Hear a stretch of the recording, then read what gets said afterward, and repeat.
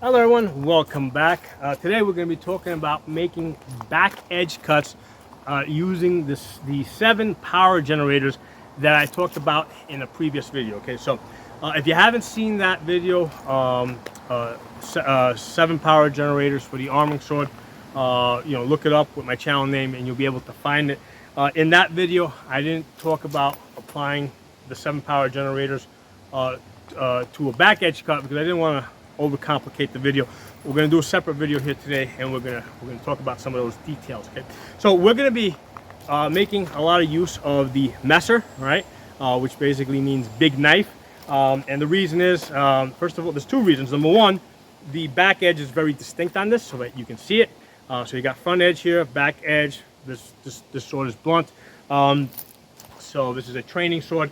And the other reason why we're starting off with the Messer is because there are 2 historical references in the Messer manual to using back edge cuts. Okay, so one is the Winkelhaus or plunging stroke, which basically is a strike like this that resembles what we call a scorpion wrap. Okay, so in the manual, the guy's actually leading like this, and he's making a plunging cut like that. Okay.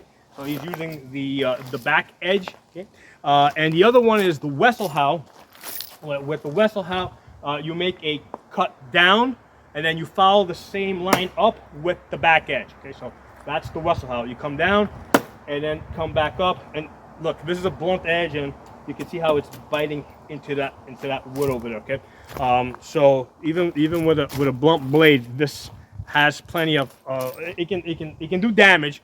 And that's part of the reason why even with the Messer, which was a one-sided blade, they still made back edge cuts. Okay, so if you're interested in historical stuff, historical manuals and treatises, Winkelhaus and Wesselhaus are the 2 things you want to be looking up. Okay, so now as far as back edge cuts, first thing we're going to talk about why we want to use them, but first thing I want us to be aware of is if you hold your hand out like this, palm up, and you bring it across your chest, there's a point at which your hand wants to naturally rotate, okay? And depending on how I angle my body, the point that it wants to rotate is going to change. So if I go this way, it's going to rotate here, okay? So by rotating my body, okay, I'm able to manipulate at what point, okay, the blade flips over, okay? All right, now it flips over there. Now it flips over here. Now it flips up over there, okay? The other thing I can do is I can move my arm back and forth to manipulate where it flips over. There it flips over there. Now I'm holding my elbow up here, so it flips over here, right?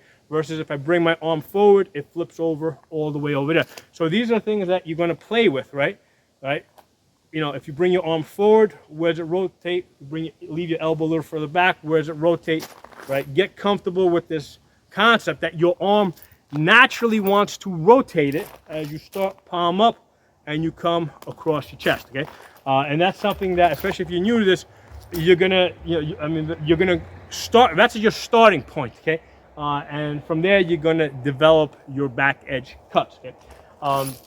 So let's talk about 5 reasons that you would want to make a back edge cut. Okay, let me get my notes here.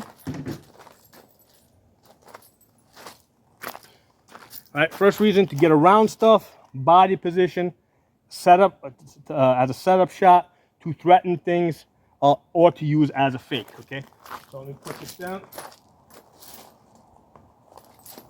So as I hold the Messer here, I've got a piece of wood over here that resembles a shield, and then there's another piece of wood behind it, okay?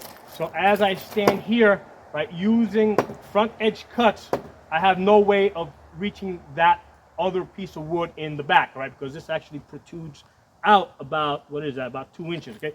I can step to the side and gain the angle, okay? Or the other thing I can do is I can just use that back edge, okay? And that will give me the angle to get to that other piece of wood behind it, okay? Now, if I have, let's say I have a shield, okay? I can also use the back edge cut to get around my own shield, okay? All right, so you can see how I'm covering my hand here, and I'm making a back edge cut where I'm getting around my shield, I'm getting around his shield, all right, and I'm getting to that piece of wood that is further back. That's about 2 inches in over there, okay?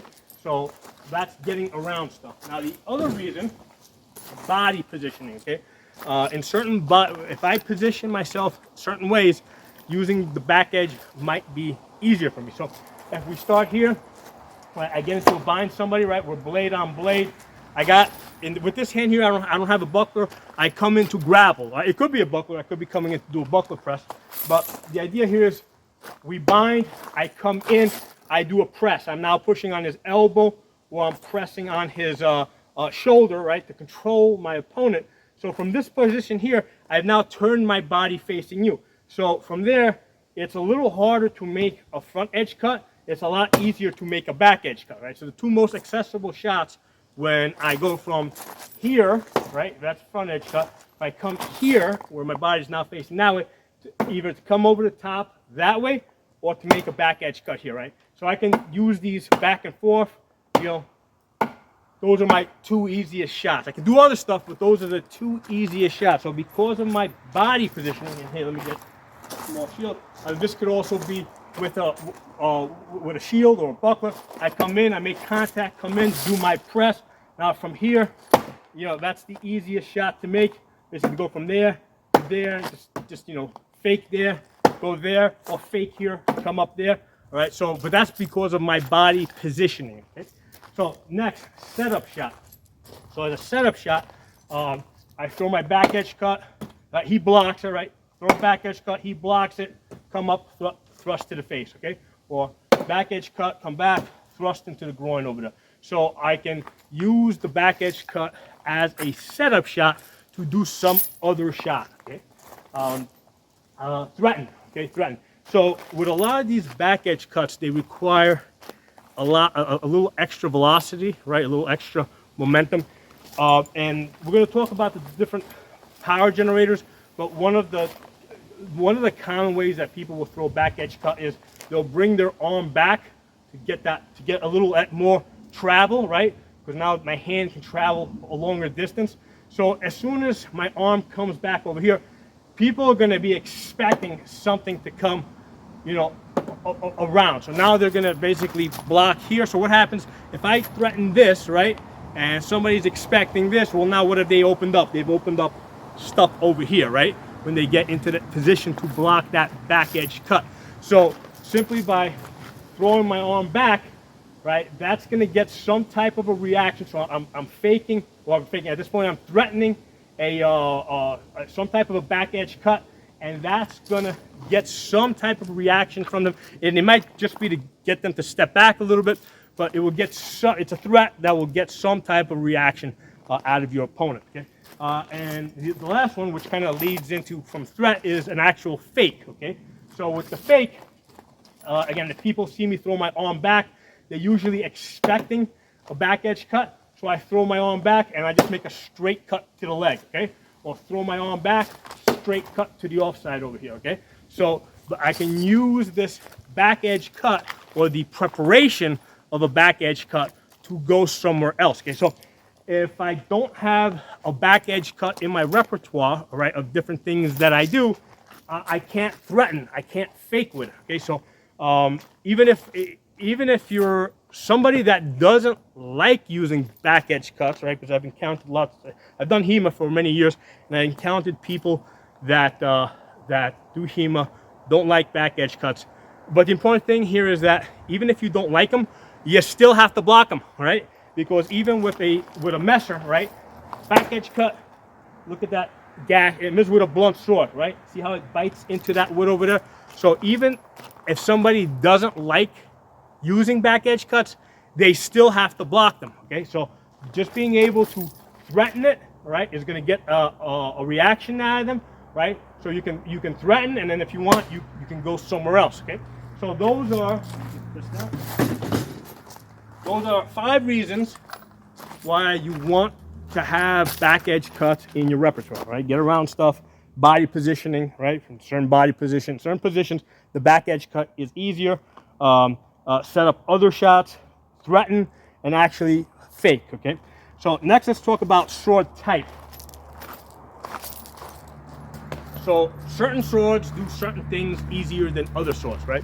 So with this type of the sword here, okay, this is a type X, all right? This is fairly blade heavy with a balance point of around there, right?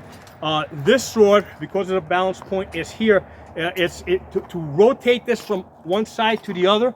You see how I gotta use more body, right? Versus type 14 sword, right?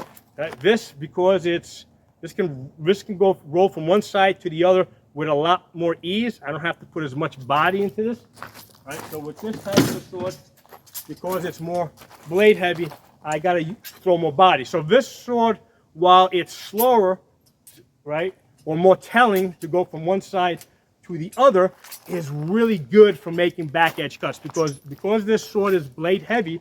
When you throw this thing just goes. Okay, so even if you don't know, even if you've never made a back edge cut in your life, if you grab anything that's blade heavy, right, a hammer, okay, and you swing it, it's going to roll around on its back edge. Okay, that's what it wants to do. Okay, that's how your hand naturally, rolls. Once it gets past a certain point, it rolls over to the other side. So this sword, is really good for back edge cuts, because it's blade heavy. It just wants to go. Okay, this type of sword here, okay, while this is really great from rotating from one side to the other, for back edge cuts, I have to put a little bit more power. I have to give the sword a little bit more velocity. This is the type of sword that I fight with, but this sword needs a little bit more velocity, right, to make, to come here, roll around, and make that back edge cut. Okay, now as far as executing this, right, so as far as your technique, okay, there's really no difference here from a front edge cut and a back edge cut. The action, right, I'm here. If I was to make a front edge cut, it would come here, right, I'm targeting here. So with the back edge cut, what I'm doing is I'm simply, instead of targeting here, I'm actually twisting my body a little bit, and I'm targeting here, right? Because once the sword gets here, it's got no place to go. Okay. So as we're positioned here now, I've got my body rotated in such a way that when I come here, I'm making a front edge cut. Okay. But if I rotate my body just a little bit that way, it's gonna come here. It's gonna rotate there, and it's gonna make the back edge cut there. Let me do this with a measure, right? You can see front edge, back edge. So if I'm sort of flat, or if I bring my shoulder forward, my front edge cut, right? Front edge cut there, right? You can see the front edge. But if I just either rotate this way or bring my shoulder back a little bit, right? As soon as the front edge gets here, it naturally wants to roll over on its back edge, right? And I kind of help this along, because what happens is when this gets here, I pop my elbow up, right? And that helps this roll over on its back. So depending on how I want to impact, I can rotate my body a little bit, and I can also move my arm front or back. Okay, and that's going to affect at what point the sword is going to naturally roll over on its back edge, because that's what the sword wants to do, right? That's what your arm wants to do. At some point, it naturally wants to rotate over on its back edge.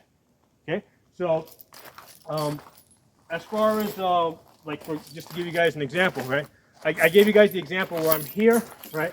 I come in, I press, right? It's a lot easier for me to make a back edge cut here. I'm facing that way now, okay? Right? Definitely can't make a front edge cut, right? I can make a back edge cut, right?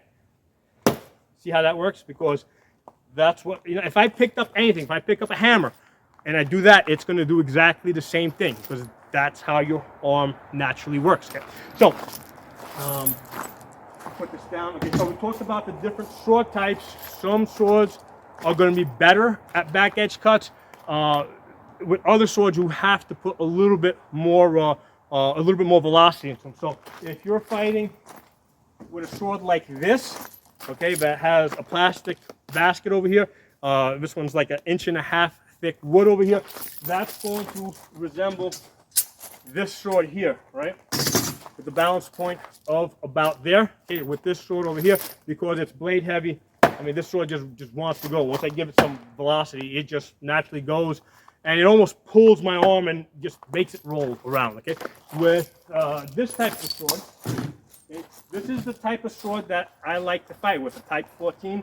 The simulator for this is this with the steel basket, right? So balance point is right about there, right? So this rotates really easily on that balance point.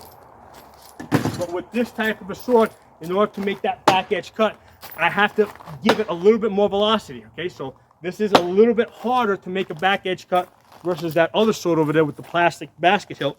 So, because this one has more of the weight back here, I have to do stuff to give this more velocity, okay? So those are the types of swords, and like I said, some swords are gonna be easier to make back edge cuts with, okay? So let's go through the 7 power generators now. Okay, so yeah, let me bring this up here. Quickly go down this list. We're going to talk about hip, step cut, Molyneux, hand leverage, arm punch, sword momentum, point of balance. Okay.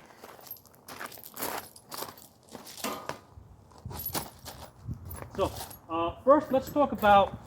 I'm going to skip down for a second to sword momentum. Okay. So with sword momentum, right? If I try to do a back edge cut here, right? So from here, watch this back edge cut, right? As the sword comes around, I'm not putting any hip into this. I'm not really doing anything with my arm. I'm just letting the sword drop, and it comes up, and look at the cut that it makes into the wood, okay? That's just from the sword's weight as it comes down, and it's biting into that wood. So the sword's momentum is making that back edge cut, okay? So with almost all of these back edge cuts, they make use of the sword's momentum. The sword has to be traveling. It's a centripetal cut, okay? Centripetal meaning like it's like the rock on the string. So as I throw this, right, I give this momentum, and for all of these cuts with the back edge, that's really the primary driver. We're pulling power from other places, but usually the primary thing that's going to make this cut work is the sword's momentum. We have to give the sword momentum. We have to give it velocity, because here's the thing: I can stand right in front of this over here, and just drop my hand and make a decent cut, right? From here, right? That the 1-inch punch, right? Or I can stand here, right? And I can make a cut. Well, as far as a back edge cut, I can't do that, right? Because the sword needs momentum, right? It's got to have, so it has to whip around, okay? Now, as far as, actually, before we go any further, one of the things to be aware of is when I make, a lot of times when people are new, the sword doesn't come out here and turn. In some cases you can, there are exceptions, but generally with this type of a cut, it basically turns over right in front of my face, okay? And the reason is that because I want to cover my hand, right, and protect my arm as I make that back edge cut. So that is the standard. The standard is that as I make this cut, it doesn't matter if I'm righty or lefty, right? As I make this cut, the sword is coming here and it's rolling over right in front of my face, because now this cross guard or basket or whatever I have here is part of my defense as this sword rolls over. Don't get into the habit of throwing this wide. All your shots need to be tight, right, and defensive, right, because this basket is part of my defense, right, and if need be, I can get into a block like this and defend, and then I can follow back like this. So the basket generally is going to, or your cross guard or whatever you're fighting with, stays in front of your face as you're fighting as part of your defense, okay? So if I'm throwing this shot, right, I want to keep this in front of my face for as long as possible while I throw that shot. Okay, so let's go into the power generator. Okay? So the first one, the most common one that people are taught, is hip. Okay, so from here, right, you're generating power from here, and you're whipping the sword around. Okay, let me use something that has a clear back edge here, so you guys can see it. Right, so you see how I'm whipping the hip, and the momentum is the primary power generator because the sword's coming from back here, and then my hips are, so the hips come out first, right, to create that torque, right. My arm's up here. As I twist like this, it's creating torque, and then my arm follows. Okay. So the next method that we talked about last time is the stepping cut. So stepping cut now, again, the sword being the primary power, the sword momentum being the primary power generator, I'm stepping in to create additional power, right? So I'm here, basically I'm stepping forward. As my body is moving forward, I've got forward momentum. I've got all my weight coming forward and carrying the sword with it, right? To make that, to make that powerful cut, okay? So that's the step momentum method. Next, we're gonna talk about the Molnay. That's where the elbow comes up, right? The tip comes down, right? And I'm using these lat muscles here, right? To pull the sword down, okay? So how are you gonna make a back edge with that? The back edge cuts to the other side, okay? So from here, I'm gonna roll over to the other side here. So instead of attacking on this side, cut the rope, I'm attacking on that side, okay? So this can be a cut, or again, it could be a setup shot, right? Okay. Or from out of range, boom, okay? Boom, okay? So it could be a setup shot, come down to the hips, or make the cut, okay? Now, I've seen people that are very successful with this shot. For me personally, I use it more as a threat, okay? So from out of range, right? From out of range, right? I might threaten that shot to the top of the head, right? Kind of covering. So what I'm doing here is I'm letting the other person know that I can make that shot, and now that's something in the back of their mind that they have to block, okay?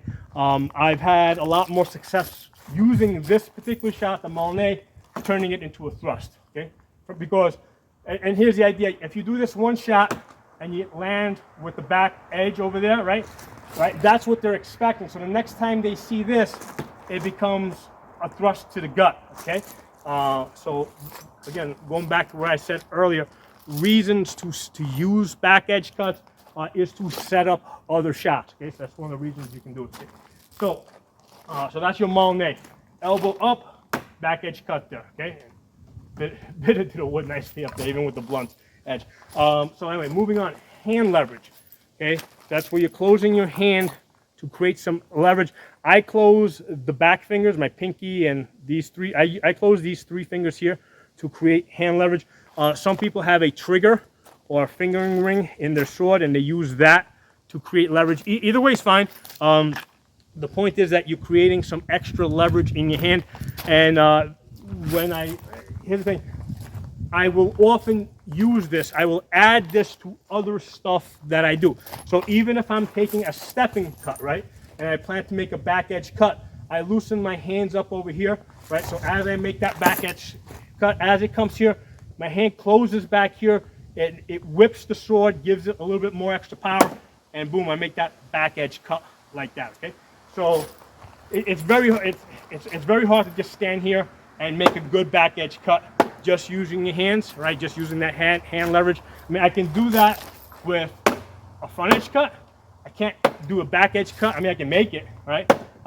People usually aren't going to take that, unless it's to somebody's fingers in a real duel, in unarmored combat. Yeah, I mean, there, if you hit the fingers, I mean, you don't even have to break it. You can swell it up to the point where they can't hold the sword. But so by itself, when I do the rattan fighting, using the hand leverage is not enough, but I'm able to add it to other things to get additional power. Okay, so that's how I use the hand leverage for back edge cuts. Okay, next, arm punch. Okay, so arm punches, I'm not turning my hips, I'm not stepping, I'm just punching the arm out, right? So usually when I'm here, I'll also add hand leverage. So I will combine arm punch with hand leverage, and now all of a sudden I have a decent shot. Okay, so I'm not using my hips aren't moving, I'm not stepping forward, right? Okay, so that is basically hand leverage and punching the shot out. Here, let me use this sword here. So with this sword here that has a little bit more blade mass, so again, I'm here, okay, all right? So that's a combination of punching my arm out and giving it that hand leverage to look at those deep cuts into that wood. All right, you see how All this cuts here are from back edge cuts that we've done today. Okay, you can see the fresh cuts.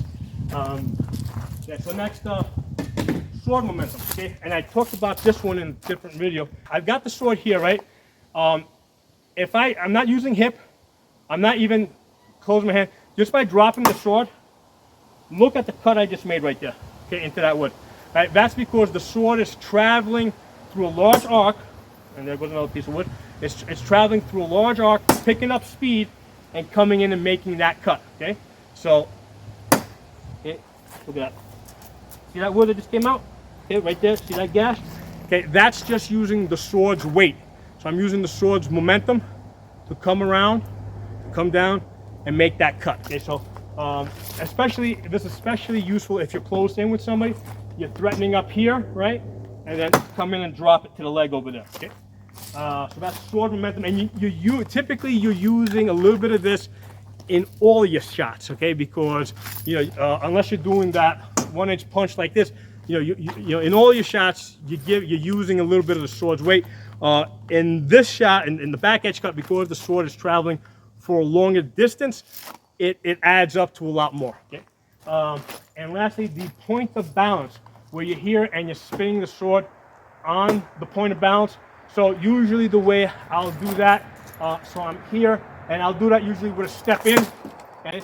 So I can use that point of balance and then turn it over, okay? So everyone, I wanted to cut in and talk a little bit more about the point of balance back edge cut, okay? So point of balance, right there, you're essentially pushing down at this point over here to get the sword to turn around and make that cut, okay? So it's actually another historical technique for making a back edge cut. It's called a Strutzow, okay? So Strutzow, I forgot from which manual it's from. So this one, so this is your point of balance here. What you're doing is you're pushing down, turning the back edge over, and you're making the cut up there, okay? So you're here, push down, and the sword comes up like that, okay?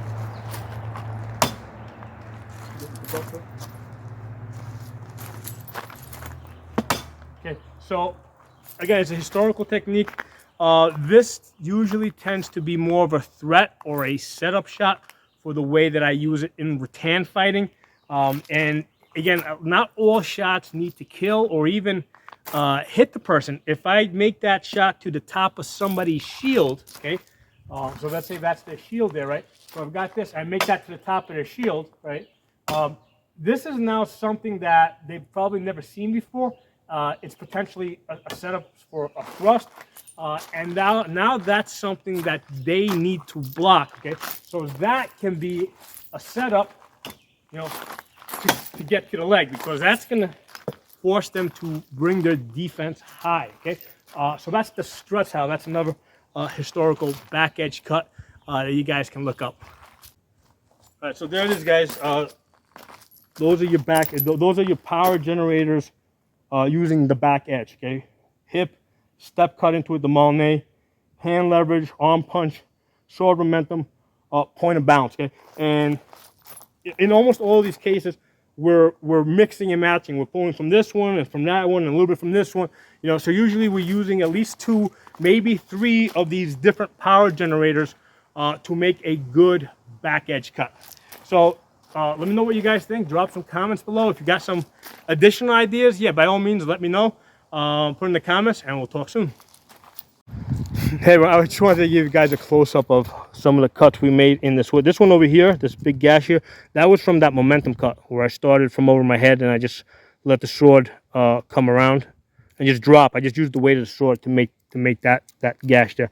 But all these cuts into the wood are using the back edge, okay, and even these, because that's all we're doing today. All right.